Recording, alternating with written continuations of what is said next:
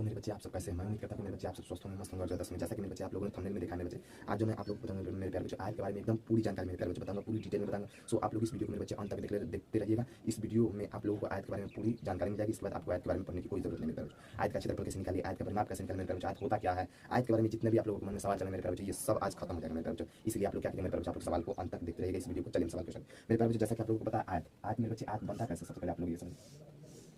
आयत आयत मेरे प्यारे बच्चों इसका नाम रख लीजिए, इसका चलिए हम लोग इसका नाम रख देते हैं ए बी सी और डी।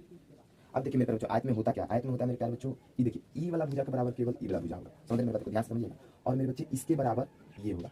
अब ऐसा नहीं मेरे बच्चे चारों एक साथ बराबर होगा, नहीं मेरे बच्चे चारों केवल वर्ग में बराबर होता है, चारों केवल इसमें मेरे बच्चे वर्ग में बराबर होता है, चारों किसमें मेरे बच्चे वर्ग में बराबर होता है। आयत में बराबर नहीं, आयत में केवल दो भुजा बराबर होता है, आमने सामने वाली और इसके आमने सामने वाली, मेरे बच्चे दो भुजा बराबर। अब देखिए मेरे बच्चे आयत का क्षेत्रफल और परिमाप कैसे निकालते हैं मेरे बच्चे। यहाँ पर मान लीजिए मेरे बच्चों आयत का परिमाप, आयत का परिमाप मेरे बच्चे यहाँ पर आयत का परिमाप का सूत्र होता है, क्या होता है मेरे बच्चों 2 इंटू एल प्लस बी। अब बोलिएगा मेरे बच्चे एल प्लस बी सर जी क्या होता है, तो मेरे बच्चे एल का मतलब होता है लंबाई, क्या होता है मेरे बच्चे लंबाई, और बी का मतलब होता है मेरे बच्चे चौड़ाई, क्या होता है मेरे बच्चों चौड़ाई।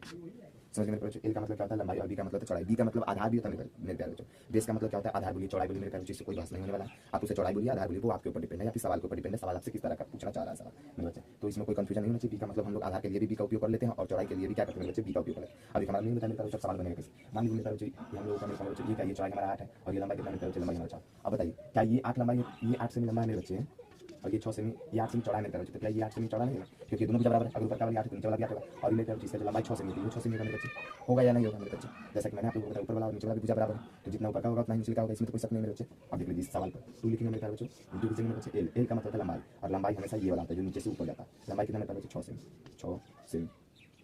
अब देखिए मेरे प्लस प्लस बी का मतलब चौड़ाई, चौड़ाई कितना मेरे 8 सेमी।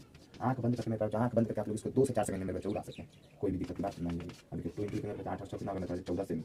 अब देखिए मेरे बच्चे इंटू से बाहर निकलते हैं, इसके साथ क्या कर गुना कर दीजिए, 2 गुना 14 सेमी। मेरे बच्चे इसका जो आंसर आएगा 14 गुना 28। आंख बंद करके जो इसका जो परिमाप है मेरे बच्चे, इसी को परिमाप बोला जाता है, परिधि बोला जाता है, जो आपके मन में है वो आप बोल सकते हैं।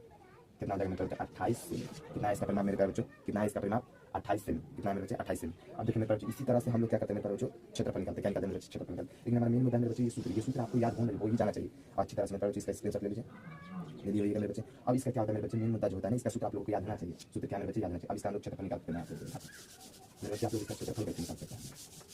देखिए मेरे बच्चे आयत का क्षेत्रफल होता है आयत का क्षेत्रफल मेरे बच्चे, आयत का क्षेत्रफल होता है मेरे बच्चे एल गुने बी, क्या होता है मेरे बच्चे एल गुने बी, एल गुने बी।